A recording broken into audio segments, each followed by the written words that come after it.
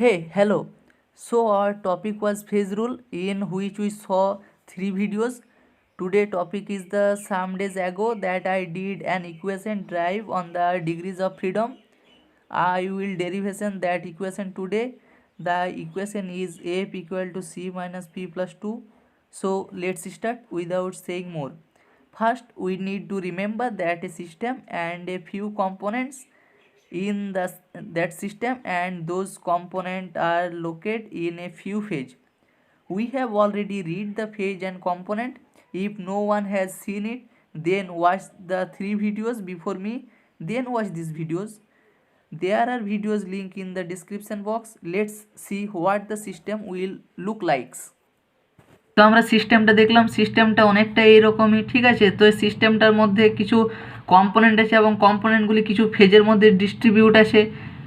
তো আমরা এই পুরো সিস্টেমটা একটা ধরে নাও, যেমন ডিস্ট্রিবিউশন লতে আমরা দেখেছি যে একটা অর্গানিক লেয়ার আর অ্যাকুয়াস লেয়ার দুটো একটা জায়গার মধ্যে ভাগ হয়ে যায় এবং তারা কোনো রিয়াকশন করে না, একটা ইকুইলিব্রিয়ামে চলে আসে। সেই রকম এই সিস্টেমটা ধরে নাও যে অনেকগুলি কম্পোনেন্ট আছে এবং সেই কম্পোনেন্টগুলি অনেকগুলি ফেজে ডিস্ট্রিবিউট আছে সেগুলি, এবং কোনো রিয়াকশন করেনি, ইকুইলিব্রিয়ামে আছে, ঠিক আছে। তো C1 থেকে C পর্যন্ত কম্পোনেন্ট আছে এবং আলফা থেকে পি পর্যন্ত ফেজে ডিস্ট্রিবিউট আছে কম্পোনেন্টগুলি।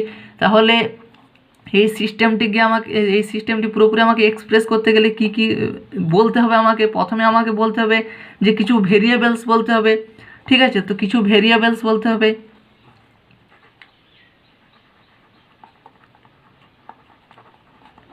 তো ভেরিয়েবলস আমাদের যেহেতু একটা সিস্টেম ইকুইলিব্রিয়ামে থাকে, ইকুইলিব্রিয়ামে থাকার জন্য তার কি দরকার?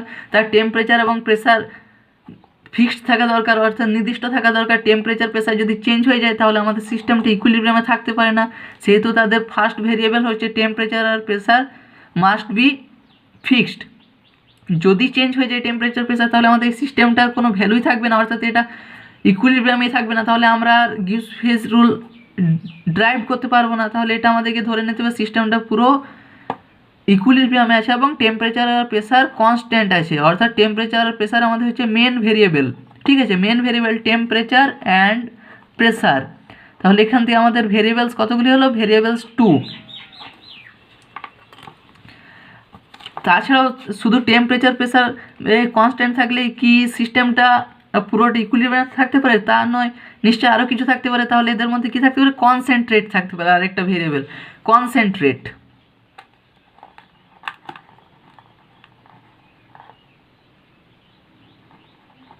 কনসেন্ট্রেশন। তো কনসেন্ট্রেশন এই ক্ষেত্রে আমি কি দেখব? আমি দেখব যে এটা এই কনসেন্ট্রেশনটা আমি মোল ফ্র্যাকশন হিসেবে এক্সপ্রেস করব, ঠিক আছে। কনসেন্ট্রেশনটা আমি মোল ফ্র্যাকশন হিসেবে এক্সপ্রেস করব, মোল ফ্র্যাকশন হিসেবে আমি এক্সপ্রেস করব। তাহলে কনসেন্ট্রেট কি? কনসেন্ট্রেট C1 কম্পোনেন্ট আলফা ফেজের ক্ষেত্রে এক কনসেন্ট্রেট, এর ক্ষেত্রেও সেম কনসেন্ট্রেটই থাকতে হবে। তা না হলে কি করে একটা ইকুইলিব্রিয়ামে থাকতে পারে? ইকুইলিব্রিয়ামে থাকতে পারে না, অর্থাৎ C1 আলফা ফেজের ক্ষেত্রেও যা হবে এর ক্ষেত্রেও তাই হবে, ঠিক আছে। এবং C1 কম্পোনেন্ট যা হবে, যেমন ধরে নাও পুরোটা যদি 100% হয় তাহলে C1 আলফা ফেজের ক্ষেত্রে C1 কম্পোনেন্টের ক্ষেত্রে যা কনসেন্ট্রেট থাকবে C2 এর ক্ষেত্রেও কনসেন্ট্রেট তাই থাকবে, C3 এর ক্ষেত্রেও তাই থাকবে এবং এই হিসেবে থাকবে। অর্থাৎ C1 এর ক্ষেত্রে 0.25 থাকে, তো C2 এর ক্ষেত্রেও 0.25 থাকবে, C3 এর ক্ষেত্রেও 0.25 থাকবে, ঠিক আছে, এরকম। তাহলে আমাদের কনসেন্ট্রেটকে কিভাবে আমরা এক্সপ্রেস করব দেখা যাক। কনসেন্ট্রেশন কিভাবে এক্সপ্রেস করা যায়। কনসেন্ট্রেশন, তো কনসেন্ট্রেশন হচ্ছে আমাদের কনসেন্ট্রেশন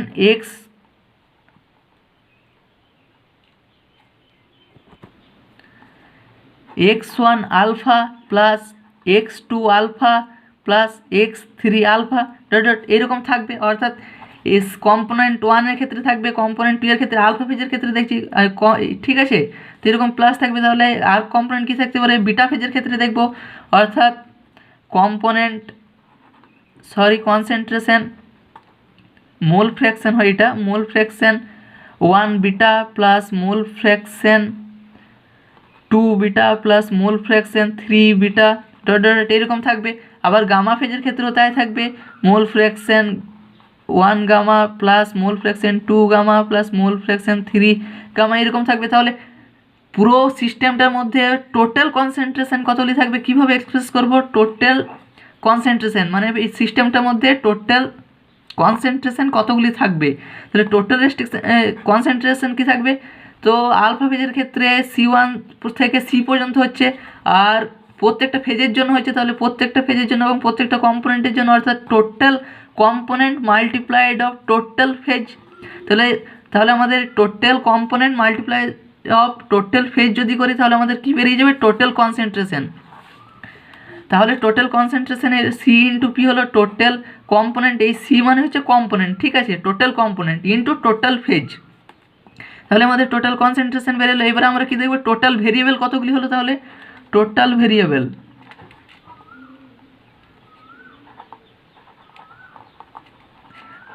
ভেরিয়েবল হচ্ছে আমাদের, প্রথমে আমাদের 2 ছিল, তাহলে টোটাল ভেরিয়েবল 2 প্লাস কী বেরোলো? কনসেন্ট্রেশন আছে, কনসেন্ট্রেশন কত?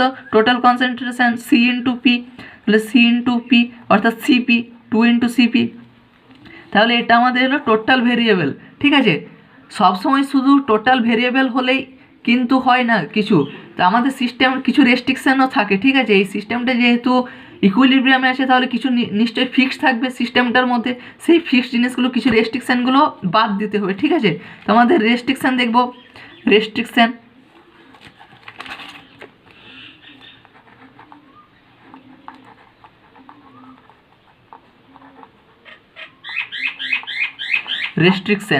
তো ফার্স্ট রেস্ট্রিকশান আমাদের কি আসবে? যে মোল ফ্র্যাকশন ছিল, মোল ফ্র্যাকশন, টোটাল মোল ফ্র্যাকশন, ঠিক আছে, টোটাল মোল ফ্র্যাকশনের রেস্ট্রিকশান থাকবে, অর্থাৎ আলফা ফেজের ক্ষেত্রে total restriction summation X I. Alpha ফেজের ক্ষেত্রে কি থাকবে? আমরা টোটাল মোল ফ্র্যাকশন সবসময় 1ই ব্যবহার করি, ঠিক আছে। টোটাল মোল ফ্র্যাকশন হচ্ছে 1, তাহলে C1 C2 C3 এরকম সি কম্পোনেন্টকে আলফা ফেজের ক্ষেত্রে টোটাল রেস্ট্রিকশান মোল ফ্র্যাকশন কত আসবে? এক্স আই, আলফা ফেজের ক্ষেত্রে 1, ঠিক আছে। এরকম 1 নম্বর রেস্ট্রিকশান হচ্ছে সামেশন অফ এক্স আই, যতগুলি ফেজ পি লিখবো আমরা, পি মানে পার্টিকুলার ফেজ, ঠিক আছে। এখানে পি মানে হচ্ছে particular phase, X I P equal to 1, always 1ই হয় মোল ফ্র্যাকশন। এবারে আমরা কি দেখবো? যে টোটাল, তাহলে টোটাল রেস্ট্রিকশান কতগুলি আছে? এই ক্ষেত্রে টোটাল রেস্ট্রিকশান আসবে, টোটাল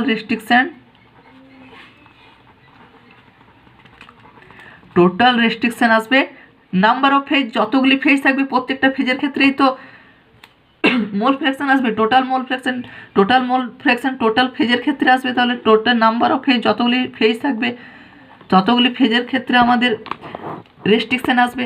সেকেন্ড রেস্ট্রিকশানে আমরা কি দেখে নেব? সেকেন্ড রেস্ট্রিকশানে আমরা দেখব কেমিক্যাল পোটেন্সিয়াল, ঠিক আছে। সেকেন্ড রেস্ট্রিকশান আমাদের আসবে কেমিক্যাল পোটেন্সিয়াল। তো কেমিক্যাল পোটেন্সিয়ালকে আমরা কি হিসেবে ডিনোট করি? আমরা মিউ হিসেবে ডিনোট করি, ঠিক আছে। কেমিক্যাল পোটেন্সিয়ালকে মিউ হিসেবে ডিনোট করি।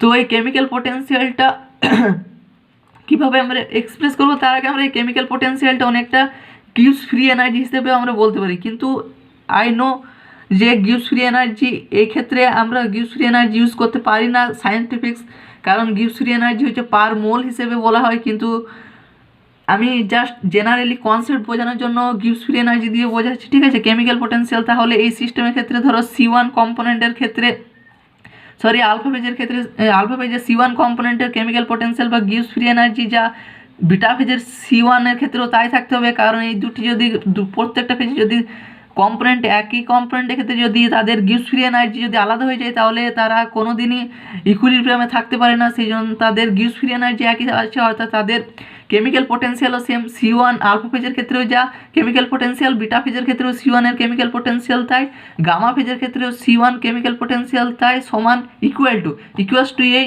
হিসেবে ইকুয়াল টু C1 পি ফেজের ক্ষেত্রেও ইকুয়াল টু থাকবে, ঠিক আছে।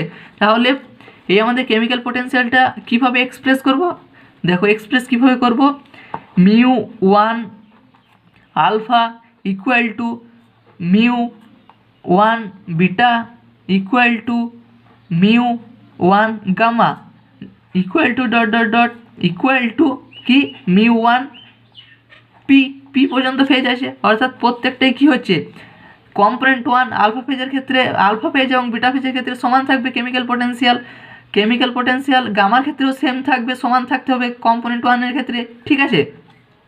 এরকম কম্পোনেন্ট 2 এর ক্ষেত্রেও হবে, কম্পোনেন্ট 2 এর ক্ষেত্রে alpha phase equal to component 2 beta ফেজের ক্ষেত্রে, ঠিক আছে। তো এটা আমরা লিখব component mu 2 alpha equal to mu 2 beta equal to mu 2 gamma equal to dot dot dot mu 2 P পর্যন্ত ফেজ আছে, ঠিক আছে। তাহলে এটা হচ্ছে এইরকম, আমি দুটো দেখালাম, এরকম প্রত্যেকটা হবে কম্পোনেন্ট 3 ক্ষেত্রে হবে, কম্পোনেন্ট এর হিসেবে কম্পোনেন্ট সি পর্যন্ত হবে, ঠিক আছে। তাহলে এক্ষেত্রে আমরা কি দেখতে পাচ্ছি যে দেখো কম্পোনেন্ট এই দুটো ফেজের মধ্যে একটা রিলেশন আসছে, এইরকম কটা আমাদের আছে, 1 2 3 4 5 6টা, 1 2 3 4 5 6টা আছে। তাহলে 6টার মধ্যে আমাদের রিলেশন কি আসছে, এই দুটোর মধ্যে একটা আসছে, 1 2 3 4 5টা রিলেশন আসছে, অর্থাৎ ফেজ হচ্ছে আমাদের 6টা যদি রিয়েল নাম্বার দিয়ে বোঝানো হয়, ঠিক আছে। তো রিয়েল নাম্বার দিয়ে আমরা 6টা ফেজের ক্ষেত্রে আমরা 5টা রিলেশন দেখতে পাচ্ছি। তাহলে ফেজ থেকে কি হচ্ছে, যতগুলি ফেজ হচ্ছে তার থেকে একটা মাইনাস আসছে, ঠিক আছে, P-1, অর্থাৎ ফেজ থেকে একটা কম আসছে এদের রিলেশন। তাহলে এখান থেকে আমরা টোটাল কেমিক্যাল পোটেনশিয়াল কী হিসেবে দেখতে পারি, টোটাল কেমিক্যাল পোটেনশিয়াল। তাহলে টোটাল কেমিক্যাল পোটেনশিয়াল হচ্ছে আমাদের যতগুলি ফেজ আছে তাদের মধ্যে রিলেশন একটা কম আসবে, অর্থাৎ টোটাল ফেজ -1। এইরকম কতগুলি আমাদের আসবে, যতগুলি কম্পোনেন্ট আছে, আমাদের সি পর্যন্ত কম্পোনেন্ট আছে, ঠিক আছে, C1 থেকে সি পর্যন্ত কম্পোনেন্ট আছে। তাহলে এরকম আমাদের কেমিক্যাল পোটেনশিয়াল কতগুলি আসবে, সি পর্যন্ত কম্পোনেন্টের ক্ষেত্রে সি ইন্টু যতগুলি ফেজ আছে সি ইন্টু যতগুলি ফেজ আছে তার থেকে একটা কম, তাহলে সি ইন্টু P-1, ঠিক আছে। এটা হলো chemical potential, total chemical potential in the total সিস্টেমের ক্ষেত্রে। এবারে আমরা 3 নম্বর দেখব কি, 3 নম্বর রেস্ট্রিকশন দেখব আমরা কেমিক্যাল অ্যাফিনিটি, ঠিক আছে, কেমিক্যাল অ্যাফিনিটি।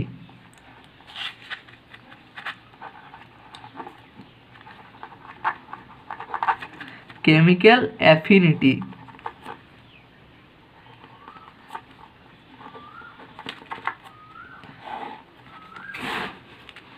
তো কেমিক্যাল অ্যাফিনিটি আমরা পুরো ফেজের মধ্যে কেমিক্যাল অ্যাফিনিটি জিনিসটা কি, কেমিক্যাল অ্যাফিনিটি হচ্ছে যদি ধরো এই সিস্টেমের মধ্যে যদি একটা কোনো কেমিক্যাল থাকে, সেই কেমিক্যালটা কতগুলি রিয়াকশান করতে তার পছন্দ হবে বা কতগুলি রিয়াকশান করবে, এই কেমিক্যাল অ্যাফিনিটি আমাদেরকে বলে দেবে। কেমিক্যাল অ্যাফিনিটি তার ইকুয়েশনের সাহায্যে আমাদেরকে বলে দেবে যে ওই কেমিক্যালটা কতগুলি রিয়াকশান করতে পারে। কিন্তু আমরা জানি কি যে আমরা সিস্টেমটা হচ্ছে কি, সিস্টেমটা একটা ইকুইলিব্রিয়ামে আছে, অর্থাৎ ওই কোনো কেমিক্যালই তারা রিয়াকশান করছে না, অর্থাৎ এক্ষেত্রে আমাদের কি হবে, আমাদের কেমিক্যাল অ্যাফিনিটি কি হবে, কেমিক্যাল অ্যাফিনিটি শুড বি 0। আমাদের এখানে কি সিস্টেমটা কি ইকুইলিব্রিয়ামে আছে, অর্থাৎ এরা কোনো রিয়াকশান করছে না, তাহলে আমাদের অ্যাফিনিটি কেমিক্যাল অ্যাফিনিটি আমাদের কেমিক্যাল কতগুলি রিয়াকশান করছে সেটা বোঝায়। কিন্তু আমাদের যেহেতু এখানে কেমিক্যাল কোনো রিয়াকশানই করছে না, অর্থাৎ সেক্ষেত্রে আমাদের টোটাল অ্যাফিনিটি কেমিক্যাল অ্যাফিনিটি হচ্ছে শুড বি 0, ঠিক আছে। তাহলে এটা আমরা যদি রিয়াকশান করতো তাহলে আমাদের টোটাল কেমিক্যাল অ্যাফিনিটি কী হতো, আমরা এটাকে R ড্যাশ হিসেবে চিহ্নিত করে রাখি, R ড্যাশ হতো, এদের ইকুয়েশনটা R ড্যাশ হিসেবে হতো, কিন্তু আমাদের যেহেতু হয়নি, অর্থাৎ এটা আমরা পরে দেখছি। তাহলে আমাদের এখান থেকে কী হলো, টোটাল রেস্ট্রিকশান কতগুলি হলো, তাহলে টোটাল রেস্ট্রিকশান, ঠিক আছে,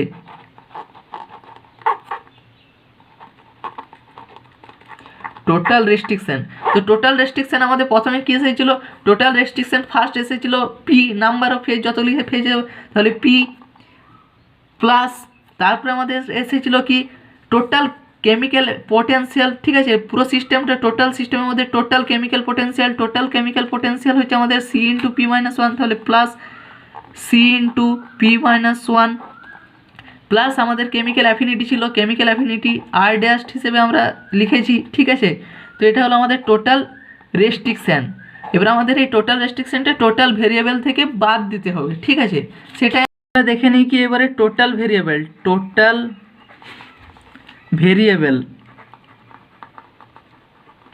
তো টোটাল ভেরিয়েবলের ক্ষেত্রে আমরা কি দেখেছি, প্রথমে আমাদের কি বেরিয়েছিল 2 প্লাস টোটাল ভেরিয়েবল কী ছিল 2 + CP, ঠিক আছে, 2 + CP মাইনাস আমরা কি করব টোটাল রেস্ট্রিকশান কি এসেছে, টোটাল রেস্ট্রিকশান আমাদের এসেছে P plus C into P-1 plus chemical affinity R dash, ঠিক আছে। তাহলে এটা আমাদের টোটাল রেস্ট্রিকশন আছে, টোটাল ভেরিয়েবল থেকে টোটাল রেস্ট্রিকশন বিয়োগ করবো, তাহলে আমাদের টোটাল ভেরিয়েবল চলে আসবে পুরো সিস্টেমটার মধ্যে। তাহলে এই ক্ষেত্রে যেহেতু এখানে R dash equal to chemical affinity, তো আমাদের কেমিক্যাল অ্যাফিনিটি যেহেতু শূন্য, তো আমরা এখানে কি বলতে পারি, ইকুইলিব্রিয়ামের ক্ষেত্রে at equilibrium since no reaction takes place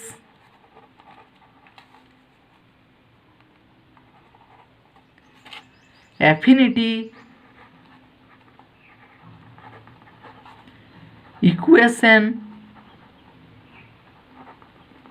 should be equal to 0।